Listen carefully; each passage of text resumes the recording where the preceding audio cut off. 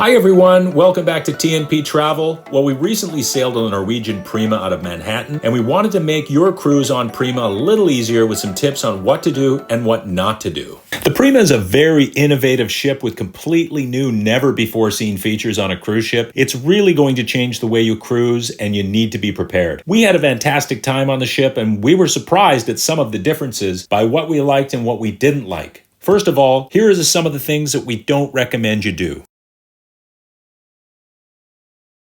I wouldn't bother with the Galaxy Pavilion VR area. It's very overpriced and underwhelming. Many of the units were out of service when we were there. We were about to try a game and an attendant told us he didn't recommend it. He steered us towards another game which was great, and it was kind of a roller coaster simulation, but the graphics were very 90s, the movement and visuals didn't really work well together, and I think for $16 you could do better. Now I also wouldn't bother with the mini golf. Usually mini golf on a ship is a lot of fun. It's usually up on a top deck and it's in the sun and you can see the sea and feel the breeze, and we almost always have a good time. This mini golf is underneath the racetrack, so it's covered up by all this black steel and it feels almost like you're indoors. Someone tried to design a mini golf that had technology built into it. The problem is the technology hasn't really held up very well, and a lot of it no longer works. Same goes for this darts area. It's some kind of electronic version of darts, and it was very expensive, and we never saw a single person playing the whole cruise. This games area called the Stadium was a little better with some pickleball, ping pong, shuffleboard, some other games as well. But as you can see, it's surrounded by cages, and you've got that racetrack over top. It still feels a little too enclosed, although it's nice and bright at the edge here by the shuffleboard. Don't arrive last minute for events at Sid Norman's or the Improv. People do start lining up for about an hour before events in these very small venues. We arrived 50 minutes before the Rumors show and managed to squeeze into a standing room only situation at the very end of the bar. We have mixed feelings about this one because while we do love the small venue, well, obviously this means that on a cruise with 3,000 other people, it's probably going to be difficult to get into and get a seat. Luckily, the show's only about 40 minutes, so if you're on your feet and you've got a drink, you're not doing too bad. I'm tall enough I could see over the crowd, but Tegan wasn't so lucky.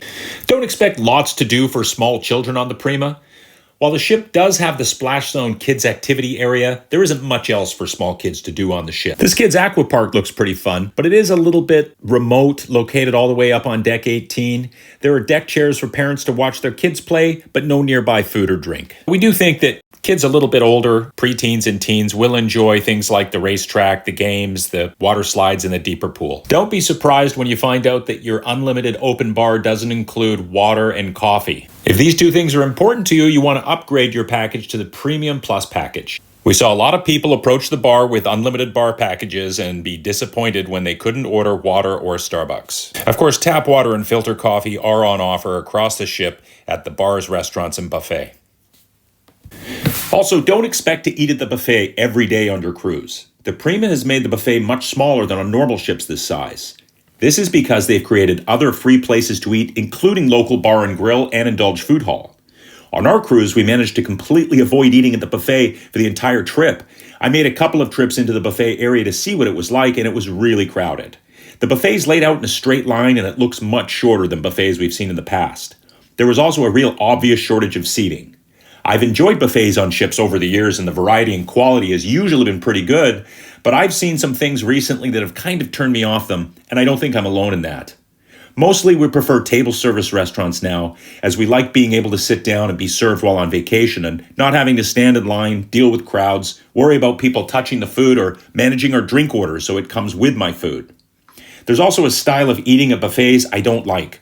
First of all, you tend to pile all your courses on one plate, so there's no pacing courses between salad, starter, main course. You just kind of heap it all together. Lazy, I know, but I think that's how most of us do it, since the alternative is to go back up to the buffet and stand in line 2 to 4 times to get each course. The last caution we have is regarding the space on the ship. It feels crowded at times. Getting deck chairs on the popular Ocean Boulevard was difficult, especially on the sunny side anyway, and the main pool area was surprisingly small and filled up very, very quickly. We were also a little surprised at how quickly the inside of the Prima filled up when the weather turned sour. The observation lounge, while a great indoor space with beautiful, functional, comfortable furniture, was full by the time we got to it during a rainstorm. And we couldn't find any seats anywhere else on the ship as well. I think we finally settled for some empty chairs in the buffet. The Prima also doesn't have an indoor pool, which is something that we're used to seeing on cruise ships and often a popular place to go if the weather turns rainy. Well, now we got the bad stuff out of the way, let's get on with what the Norwegian Prima is doing a great job of. First of all, the ship is beautiful, giving the new Celebrity Edge class clear competition with beautiful design, amazing spaces all over the ship. The restaurants and bars throughout the ship are a great example of this rich design. Although the free eating options, which we'll cover later, are great, do explore the specialty restaurants on board, as they are really cool. Our favorite design was the Bistro, the only specialty restaurant that we actually ate at on the ship, with really cool French design inspiration and these really amazing giant chandeliers right at eye level. And hey, actually the food at Le Bistro was very good as well, with a really nice classic menu of French items, and we really enjoyed dinner here. While the Bistro was the only specialty restaurant we dined at, we kind of wish we had tried Los Lobos. Los Lobos is a Mexican-inspired restaurant and bar which has both indoor and outdoor dining options and looked equally good either way. With tacos, enchiladas, and classic dishes like Veracruz-style red snapper and shrimp ceviche, Los Lobos seemed like a great spot to enjoy the beautiful surroundings and great food. We'll try it next time. Now, I mentioned that we only ate at one specialty restaurant our entire time on the Prima, and that's quite unusual for us. We usually try to eat in specialty restaurants at least twice to get the experience. The reason why we didn't is because we found the free food options, or included food options, to be really good. So the main dining room was a big surprise for us. As I mentioned previously, we didn't eat in the buffet at all because we didn't need to, because we had the local and indulged food hall. The main dining room wrapped around the back of the ship, giving every table a pretty decent view. And it was designed in a way that the waiters didn't have to trek a long way through the dining room to get to your table.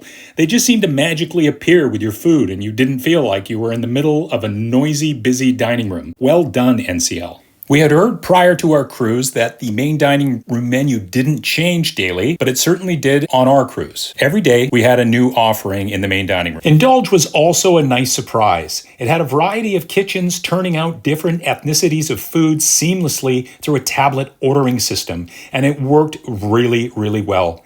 Having lived our lives in Vancouver and London, England, we're really used to an international array of food, a wide variety of ethnic food options, so we really appreciated this. The food quality was pretty good since the kitchens turning the food out were all quite small, and this allows them to really focus and specialize on what they did best.